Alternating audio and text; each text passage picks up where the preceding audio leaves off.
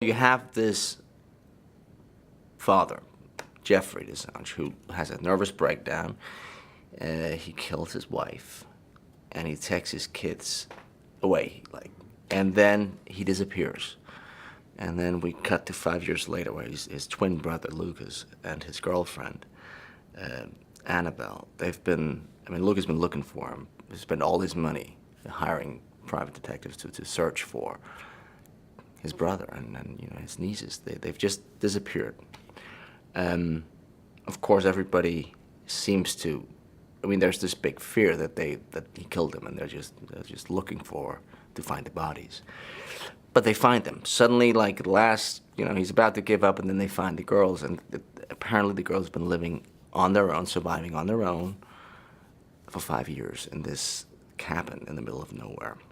And of course, they're very traumatized, and we then take them in and we try to nurse them back to some kind of normal life.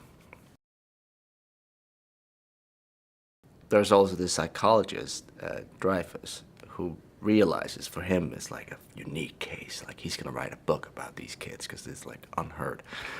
And suddenly he realizes that there must be someone else. Like they keep talking about Mama, and he believes that there's a person out there who must have taken care of these kids.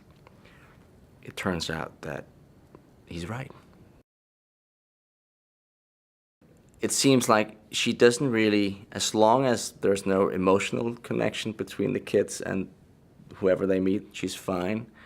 But as soon as there's a threat, an emotional threat, she kind of goes in and gets a little aggressive. He's done, I think his career is he's been very successful shooting commercials. So he has this amazing eye for detail. And he has some great ideas for the camera. And then he's a very nice guy, which is great. There's a really good atmosphere. Also, the whole crew. There's just a really relaxed and cool atmosphere on the set, which always starts with the director. And he has the good energy.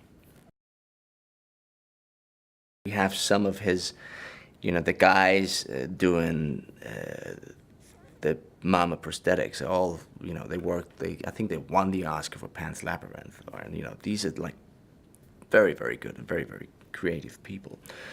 Of course, it means it gives it. Well, it's so stupid to talk about a brand in a way, but it's almost a brand. It's like it's a brand of quality.